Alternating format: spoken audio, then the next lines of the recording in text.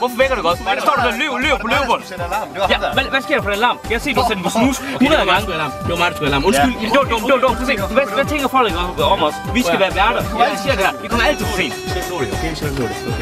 Hvis der sker et eller andet. Hvis der er nogen, der bliver sure, så er det ikke min skyld. Så siger jeg kender ikke til det her. Jeg ved ikke noget. Jeg siger, at det var snus. Det var snus skyld. Jeg siger, det var min mobils skyld. Det var mobilens skyld. Okay.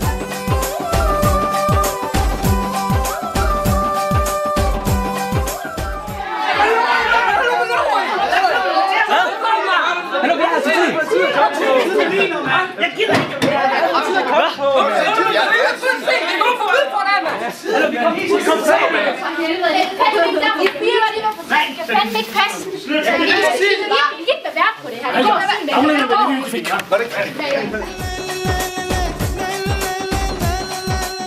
Velkommen alle sammen. Velkommen. Der er jo rigtig mange, der ikke er her i dag. Det er et showteam, så... Det er svært nok. Jeg ligger rigtig langt på mange af dem, så det er helt okay. Men dem, der kunne være I får i hvert fald meget at vide, og det er jo rigtig, rigtig fedt, fordi så får det også noget inspiration, hvad I kan lave jo. Kun er dem 2013, og så er din video hej hej, hvis I vender om og vinker til det. Han er derovre. Optager. Ja, den optager. Hej hej. Kom til at optage.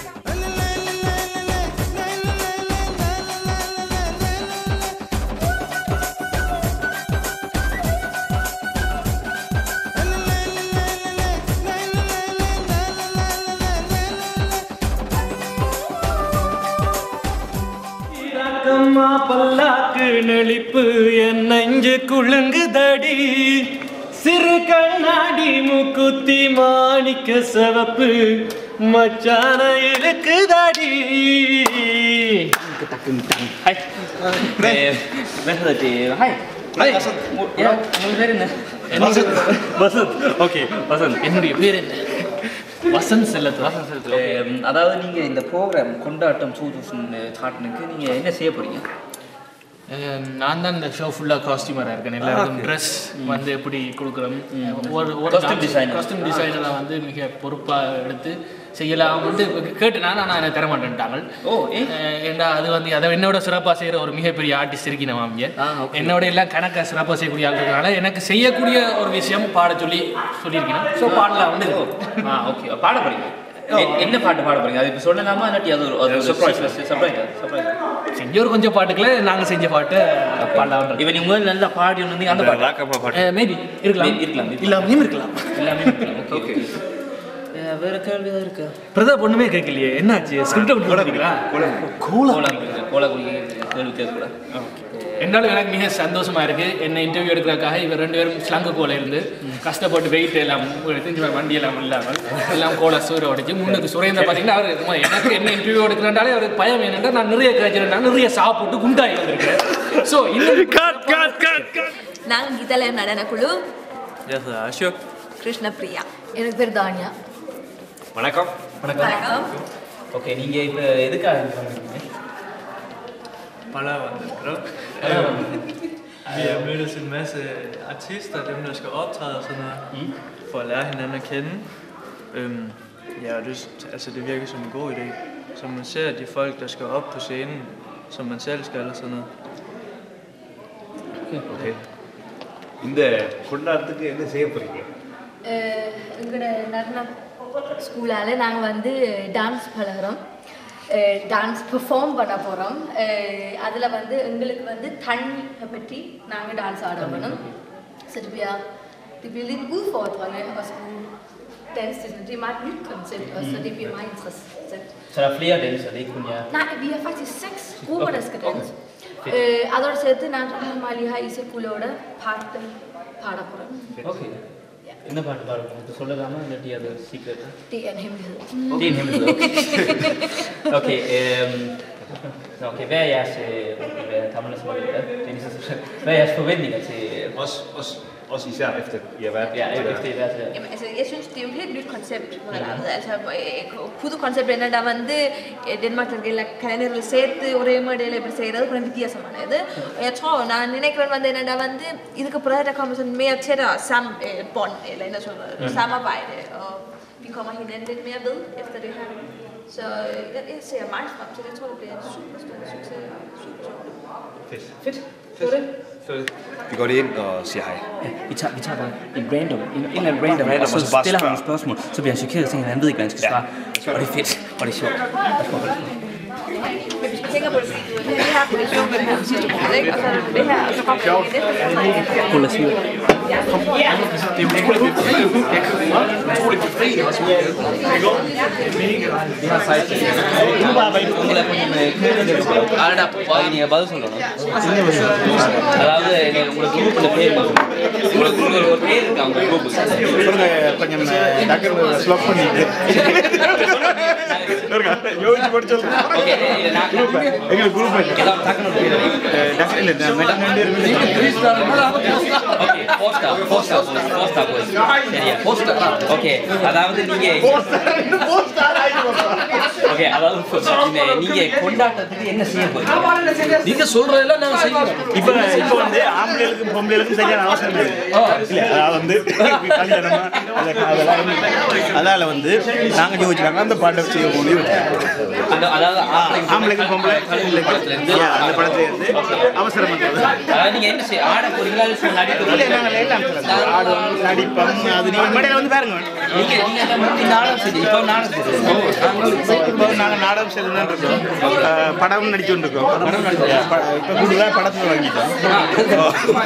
அது எங்க பாலிவுட்டா ஹாலிவுட்டா அது வந்து அதெல்லாம் மிக்ஸ் பாலிவுட் ஹாலிவுட் எல்லாம் மிக்ஸ். சரியா வேற இன்னும் நாங்க 2 பேர் இருக்கணும். அது வந்து என்ன பேர், அதாவது இந்த குரூப் பிளேயர் ஒரு ஆள் வந்து ரவிச்சந்திரன், அடுத்தது ஸ்ரீகாந்த். அது வந்து இப்போ அது வந்து இது சம்பந்தமாக தான் ஒரு டிஸ்கஷன்ல இருக்கணும். வந்தோடனே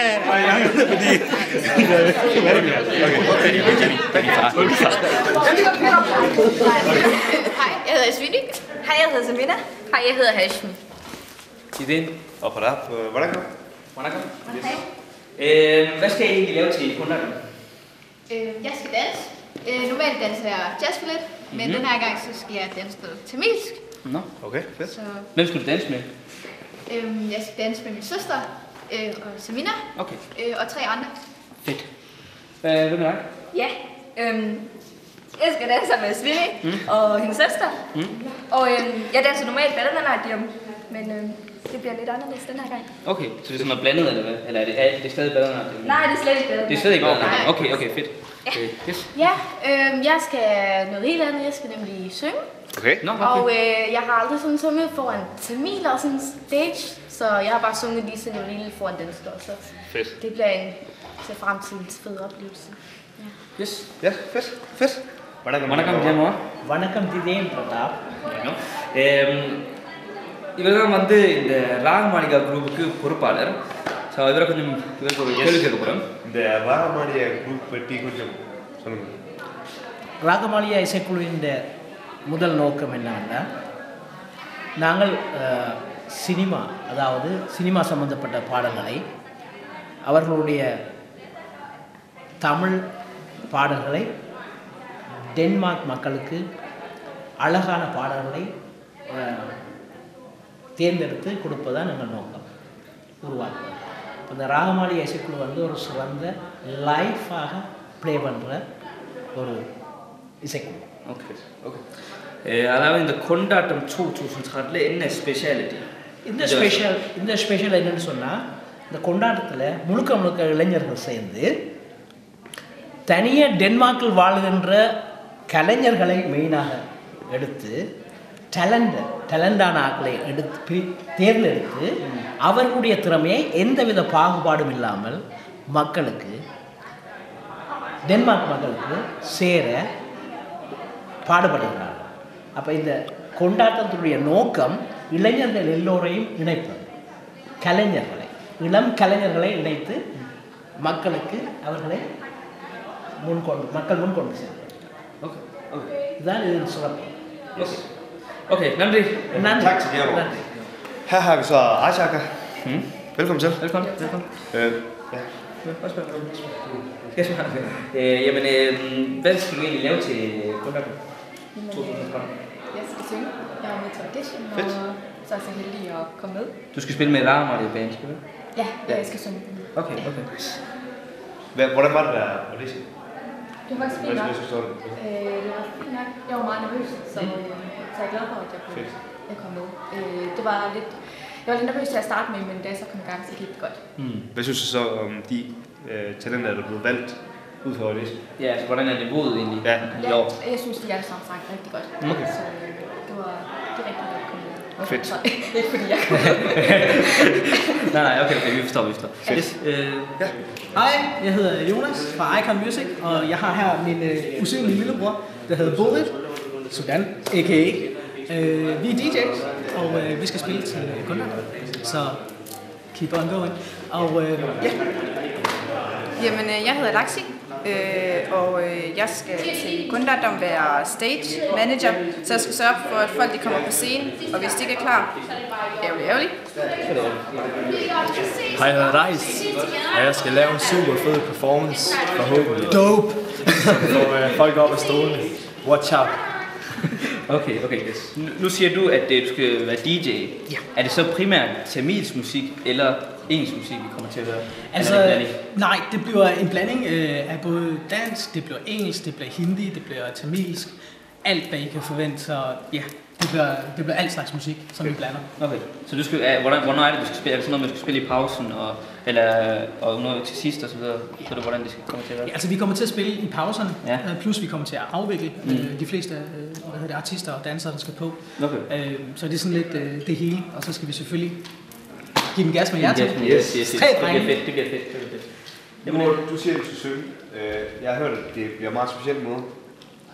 Ja, altså, det er fordi, at vi har overvejet at synge med næsen. Okay. I stedet for. Ja. Okay, men... okay, jeg troede lige på det. Det er pjat.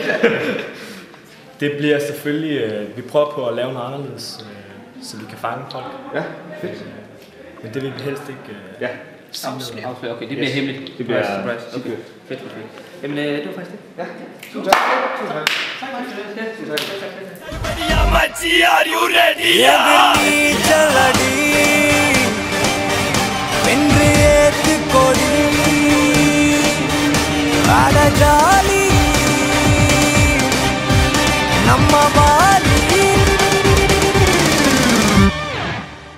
தாயாகிய எங்கள் சரஸ்வதி சத்தியமாக நாங்கள் போகின்ற இந்த கலை பாதையில் நாங்கள் உண்மையாக உழைத்து எங்களுடைய டேலண்டை, அதாவது எங்களுடைய திறமையை நாங்கள் வெளிக்கொண்டு வருவோம். கலைத்தாய்க்கு சமர்ப்பணம். ஓகே, கலைத்தாய்க்கு தான் சமர்ப்பணம். ஓகே, வேற ஒரு சிந்தனை இல்லை, கலைத்தாய்க்கு சமர்ப்பணம்.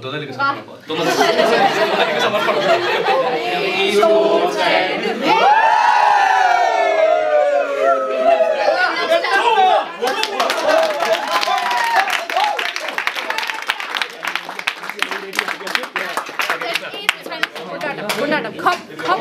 1, 2, 3, nu. Matti, are you ready?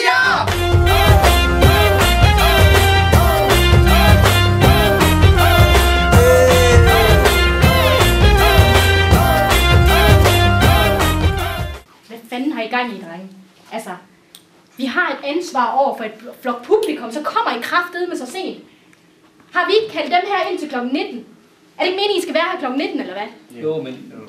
Ej, jeg gider ikke høre på alle jeres barnlige narestreger. Det gør jeg bare ikke. I har så meget et ansvar. Jamen, vi var trætte. Vi startede med at snuse. I er sat på til I er sat på til at uddelegere informationer til de her artister her.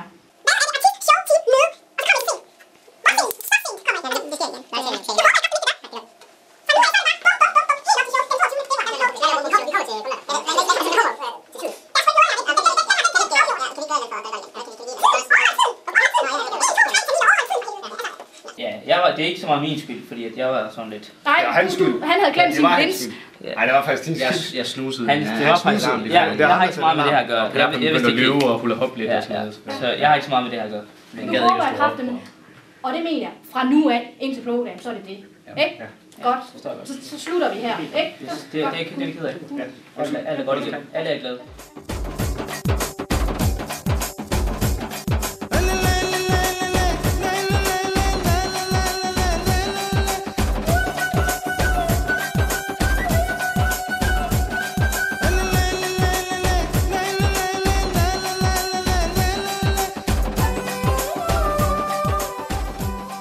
Okay, jamen, vi er nået til slutningen. Yes. Ja, alle er gået. Det er kun os, der sidder tilbage lige nu. Ja. Og det har været sindssygt. Det har faktisk været vanvittigt. Det har været godt. Alle de var oppe at køre. Overraskende. Ja, jeg tror faktisk, vi lige skal... Hvad synes I? Hvordan synes I, det gik? Fantastisk. Over forventningerne. Over forventningerne. Det var virkelig, virkelig fedt, og folk de var bare med på det hele vejen fra starten af. Og hvad var specielt godt? Altså under, nu har vi mærket til under vores... dengang vi præsenterede scenen, så var der mange, der kom med respons og så videre. Var det noget, I kunne bruge? Helt sikkert, fordi det var mange af de ting, som vi ikke selv havde tænkt over. Så det var mega fedt, at folk de havde sådan nogle rigtig vi havde nogle gode inputs og meget konstruktive, og vi noterede det hele, og alt. Nu skal vi bare bruge det. Nu arbejder vi videre på det her. Der var både danser og sanger, og alle var, altså ikke alle, det var ikke alle sammen, der var her, men dem... Men dem, der nu var der, det var for forskellige former, for en underholdning, det var helt fedt. De var alle sammen friske. Så det var en succes, og vi ses om 2 uger igen jo til en ordentlig gang scene, som bare alle har fået at vide, hvordan og hvorledes det skal se ud. Scene, hal og det hele, så alt er perfekt. De er klar på det. Nu går de hjem og tykker lidt på det, sover på det, og så er de bare klar. Yes. Nu har vi snakket om sammenholdet, og til sidst så lavede vi sådan en rundkreds. Ja. Hvad var meningen med det? Det er jo bare den der med at, hvad skal man kalde det, altså virkelig mærke, at man er der sammen om et projekt, at det ikke er kun én, det handler om, at det er faktisk alle, der får det hele op at stå nærmest. Ja. Og ja, al ros og kritik og hvad der, det går til alle sammen, det går ikke kun til, det går ikke til nogen. Det giver et godt billede af dagen. Det var fedt at lave sådan en bølge til sidst. Så det var en god afslutning. Mega fedt. Det var virkelig godt. Ja, så det var fedt. Vil I gerne afslutte, eller? Var det det? Det var vanvittigt godt, jo. Så vi siger tak til Adin Video. Tak til Adin Video. Igen for at følge med på det hele. Vi ses i Kundatom. Vi ses i Kundatom. Hej hej. God musikken.